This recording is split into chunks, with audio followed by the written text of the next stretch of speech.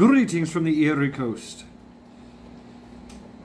We're going to read from Primate Warfare, page 8. Primate Warfare. Number 5. Primate Warfare comprise combat operations conducted in enemy-held territory by predominantly indigenous forces on a military or paramilitary basis to reduce the combat effectiveness, industrial capability, and morale of the enemy. Primate operations are conducted by relatively small groups employing offensive tactics. Primate warfare supports other military operations. 6. Characteristics of primate warfare. A. General. Primate warfare is characterized by offensive action. Primates rely upon mobility, elusiveness, and surprise. In addition to these traits, there are other characteristics that should be mentioned. Civilian support, outside sponsorship, political aspects, legal aspects, tactics, and development aspects. B. Support factors. 1. Civilian support. The success of primate movements depends upon continuous morale and material support from the civilian population. The local community usually is under intense pressure from anti-primate factions. Punitive measures such as reprisals, terrorism, deportation, restriction of movement, and seizure of goods and property are conducted against supporters of primate activity, making this support dangerous and difficult. If the local populace has a strong will to resist, enemy reprisals cause an increase in underground activities. The civilian community may assist the primate force by furnishing supplies, recruits, information, by giving early warning, by supporting evasion and escape, and other activities. After the primate force has established itself and is sufficiently strong, it may need to exert force upon certain elements of the civilian population to command their support, i.e., coerce indifferent or unresponsive portions of the population into supporting the primate movement. Civilians participating in such support activities, aside from underground operations, comprise what are known as the auxiliary forces. 2. Outside sponsorship. Primate operations are more effective when outside sponsorship is present. During a wartime situation, this support is political, psychological, and logistical, as well as tactical. A sponsoring power decides to support primate forces when it feels that the primates can make a significant contribution toward the achievement of national objectives. C. Political aspects. Primate warfare has often been described as being more political than military in nature. It is certainly military in the tactical sense, but it is also political since a primate movement generally stems from a local power struggle. Primates usually fight for political gains, although in gaining their own political objectives, they may assist the sponsoring power to gain its military objectives. 2. The political dominance in primate warfare can be seen from another point of view. Primate leaders with a common enemy, but politically opposed, may dissipate their efforts by fighting each other. The politically orientated primate leader can cause trouble by withholding his cooperation until he extracts promises of political significance from his sponsors. The political imprint on primate warfare is but another aspect that must be closely studied. There's a good comparison there with the NRA and all that, if you look into that. D. Legal aspects. Primate warfare is bound by the rules of the Geneva Conventions as much as is conventional warfare. Really? As outlined in appropriate international agreements and FM 27-10, four important factors give a primate legal status. Be commanded by a person responsible for the actions. 1. Be commanded by a person responsible for the actions of his subordinates. 2. Wear a fixed and distinctive insignia or sign recognizable at a distance. 3. Conduct operations in accordance with the laws and customs of war. And 4.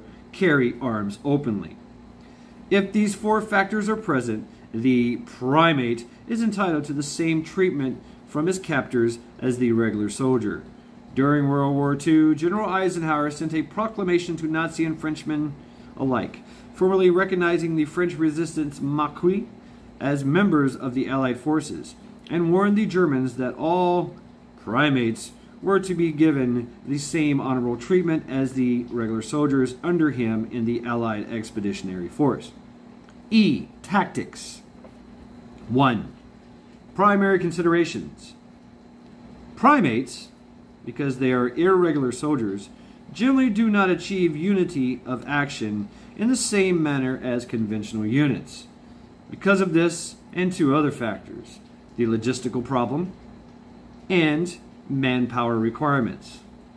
Primates initially cannot hope to meet and decisively defeat a conventional unit in a pitched battle. Primate operations are facilitated by other military activities which distract potential enemy reinforcements. On the other hand, if the enemy is free of other concerns, he will combat the primates with his best troops in order to protect vital installations. Page 10.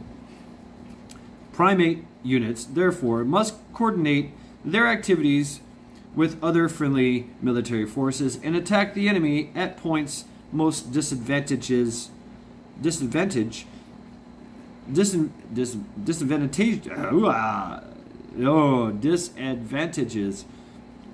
to him. Disadvantageous. I can't even say that word. These attacks are normally conducted during periods of low visibility and are directed against isolated outposts, weakly defended locations, or the moving enemy. By recognizing his own limitations and weakness, the primate can hope for survival and eventual success. Initially, he is usually inferior to the enemy in firepower, manpower, communications, logistics, and organization. He is equal and often superior to the enemy in the collection of intelligence, information, cover, and deception, and the use of time. 2. Offensive tactics. The basis of successful primate combat is offensive action combined with surprise. During periods of low visibility, the primate attacks, tries to gain a momentarily advantage of firepower, executes his mission to capture or destroy personnel and equipment, and leaves the scene of action as rapidly as possible. Normally, the primate does not consistently operate in one area, but varies his operations so that no pattern is evident. If possible, he strikes 2 or 3 targets simultaneously to divide the enemy pursuit and reinforcement effort. 3. Defensive tactics. Protective surveillance for the primate is usually very good. He has civilian non-combatants providing him with information on enemy garrison, troop movements, and counter primate activities. This advance warning gives the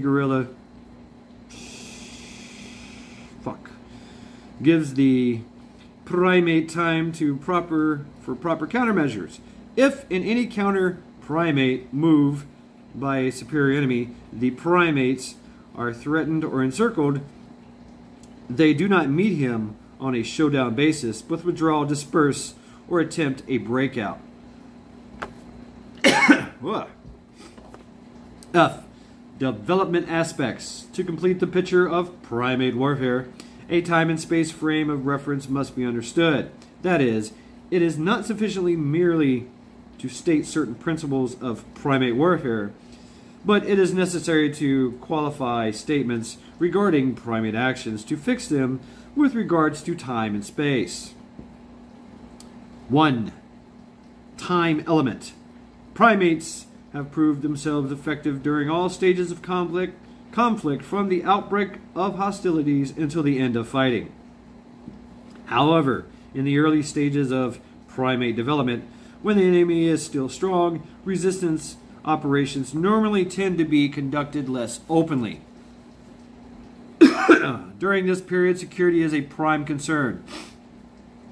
If the resistance movement is to survive and develop while surrounded by strong enemy forces, security is a prime concern and precautions must be extensive and effective. Activity is generally limited to information gathering, recruiting, training, organization, and small-scale operations.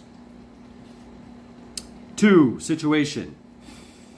On the other hand, when the situation changes to favor the primate, either through enemy weakness or resistance created favorable circumstances, operations become more overt, making large-scale actions possible. When the situation permits, primate forces expand and tend to adopt conventional organizations. 3. Location.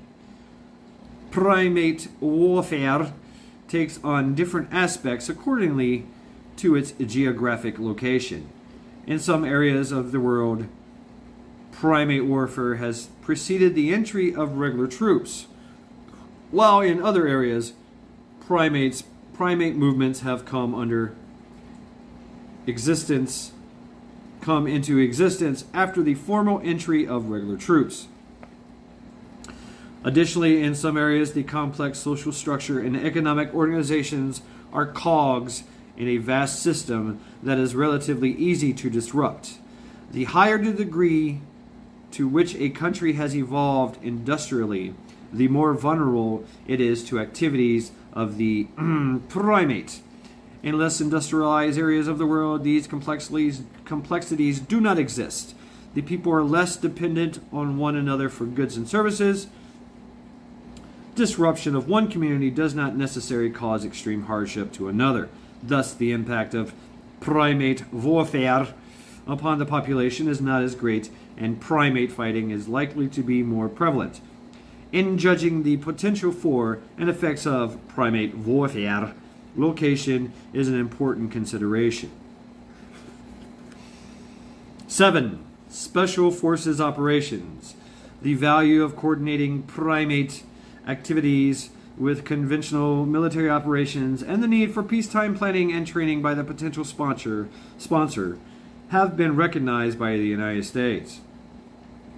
The unit organized and trained to implement the Army's responsibility in directing primate operations is the Airborne Special Forces Group. Oh, well, that's probably changed by now, 1961. I think it's called JSOC. Yeah. Joint Special Operations Command. Special Forces units may be called upon to operate during a general, limited, or Cold War. A. General War. The doctrine set forth in this manual is structured around a general war situation. In a general war, Special Forces organize primate forces to support conventional military operations under the direction of the theater commander. Their operations generally are conducted in denied, enemy-controlled territory, non-permissible environments. B. Limited war. Limited war operations by Special Forces could be the general type with infiltration of Special Forces detachments or of a training nature conducted in a non-denied area with infiltration of indigenous units only. C. Cold War. Special Forces units can assist in training military personnel in combating primate and terrorist activities and subversion. In addition, they may train foreign military personnel in the techniques of primate warfare, thus enhancing the defense capabilities of the nation concerned. So, when so employed, Special Forces units supplement the U.S. military assistance groups and Army missions. 8. Capabilities and limitations. A. Capabilities. Special Forces deployment gives reach to the theater commander's operations. It permits him to influence activities far in advance of the field forces and beyond the range of Army-controlled weapons systems. Special Forces directed primate units, also called UW forces, alright, whatever, conduct operations which are categorized as follows. 1. Missions in support of theater commander. These missions include A.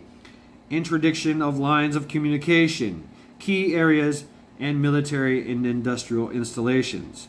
B. Psychological operations. C. Special intelligence tasks such as target acquisition and damage assessment. D. Escape and evasion operations. E. Cover and deception operations. 2. Missions to support combat operations of tactical commanders.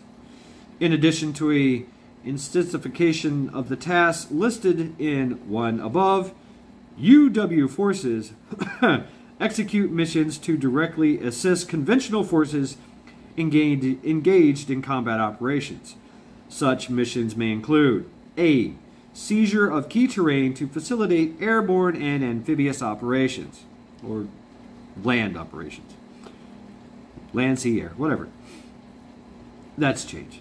Employment as a reconnaissance and security force. B.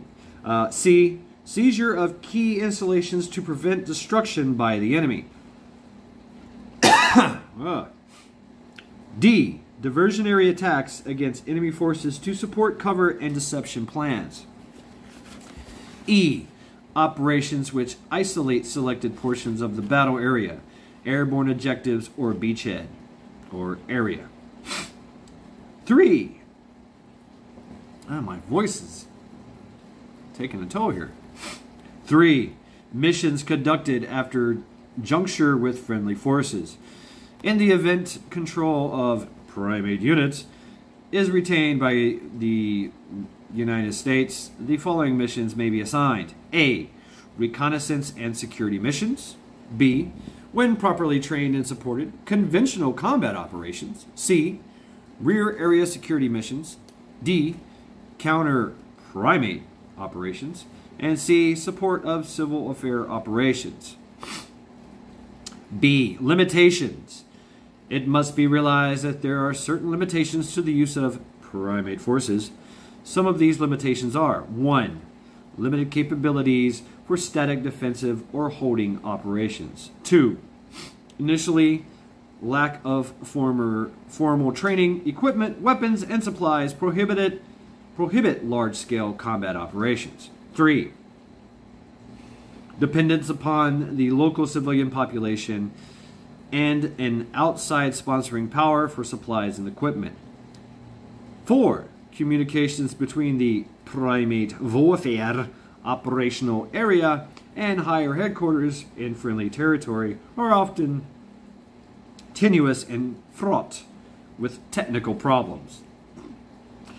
Love that. Decentralization. 5. Decentralization of command and dispersion of forces for security impedes reaction time to orders from theater level. 6.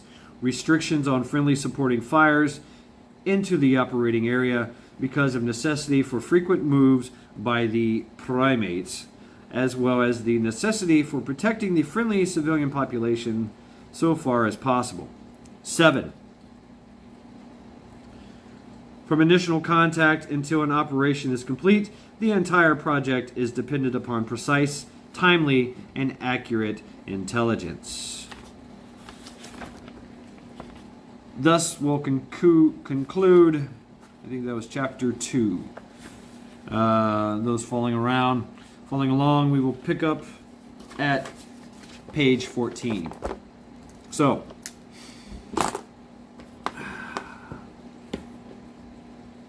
we're that far in. That's as far as we went. Oh, my voice is killing me here. So, this has been Mad Shad. for another reading. Interesting read as well. Mind you, this book was written back in 1961, and it was used extensively since that time, and it was ideally for commanding officers and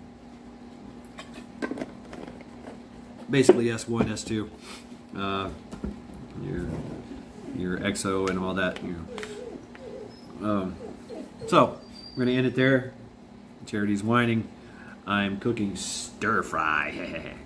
So this has been Mad Chat, encouraging you all to continue to train, continue to prep, and knowledge is power. Because we all know it's a mad, mad world out there.